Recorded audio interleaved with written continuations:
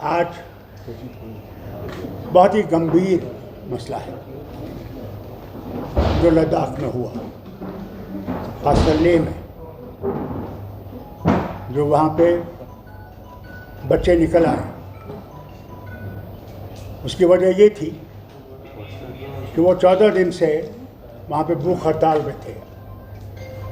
उसमें एक बुज़ुर्ग और उसकी बीवी भी थी।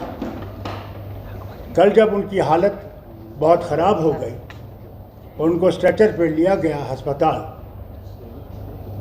तो उन बच्चों के से रहा नहीं गया। 5 साल से वो वहाँ पे खामोशी से एहतजाज कर रहे हैं कि उन्हें 6th शेड्यूल और स्टेटहुड मिलना चाहिए। और उन्होंने, वांगचू उनके लीडर थे, लेह से वो पैदल चले दिल्ली तक कि उनसे कहें कि इस चीज़ को देखें। उन्हें गांधीयन तरीका इस्तेमाल किया था, कोई आंदोलन नहीं किया था।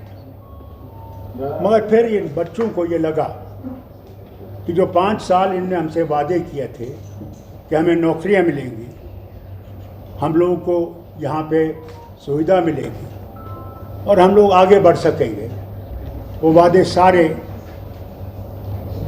खोखले निकले। और उसका नतीजा ये हुआ कि आज उनसे रहा नहीं गया और वो बाहर निकल आए। और माफ़ी चाहता हूँ ये कहने को, उन्हें गांधी का रास्ता छोड़ के आंदोलन का रास्ता लिया, जिसमें कि उन्होंने बहुत सख्त कदम उठाए, जिसमें उन्हें बीजेपी का दफ्तर जला दिया, कई पुलिस की गाड़ियां जला दी, कई और दफ्तरों को उन्हें आग लगाने की कोशिश की और उसमें पुलिस को वहां से गोली चलानी पड़ी। अभी तक तो यह खबर है कि 4 लोग की वो मौत हुई है और कई सीरियस हैं, और कहते हैं करीबन 60 से 80 लोग अस्पताल में हैं, कई उनमें से काफ़ी सीरियस हैं।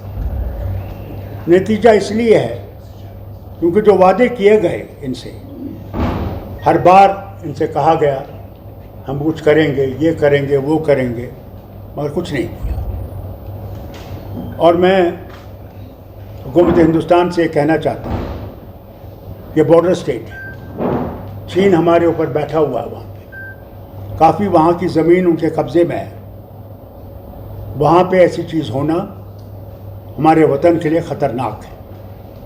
मेहरबानी करके इसको सुलझाने की कोशिश कीजिए और बातचीत का रास्ता जल्दी से इख्तियार कीजिए। इंतज़ार न कीजिए कि फिर से इसमें चिंगारी लग जाए।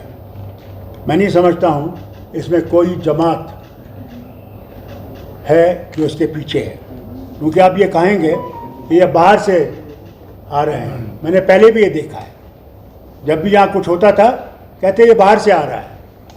बाहर से नहीं है, ये वहाँ के लोगों की आवाज़ है, दिलों की आवाज़ है। वो अब ज़्यादा इंतज़ार नहीं करेंगे, उन्हें इससे सबक सीखना चाहिए। उन्हें ये भी याद रखना चाहिए, उन्हें कश्मीर से ये वादा किया था, जम्मू कश्मीर से, इलेक्शन हो जाएंगे, आपके डिलिमिटेशन हो जाएगा, उसके बाद आपको स्टेटहुड दिया जाएगा। आज 11 महीने हो गए, स्टेटहुड का कोई भी हमें सामने नहीं दिख रहा है, कोई मूवमेंट उसके पास नहीं है। उन्हें लद्दाख से सबक सीखना चाहिए। और मैं और मेरी जमात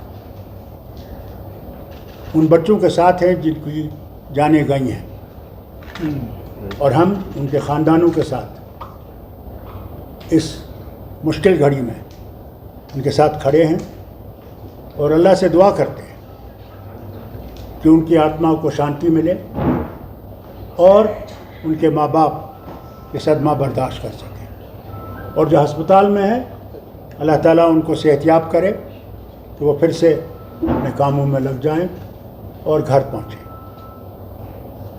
बहुत बहुत शुक्रिया आपका आने का।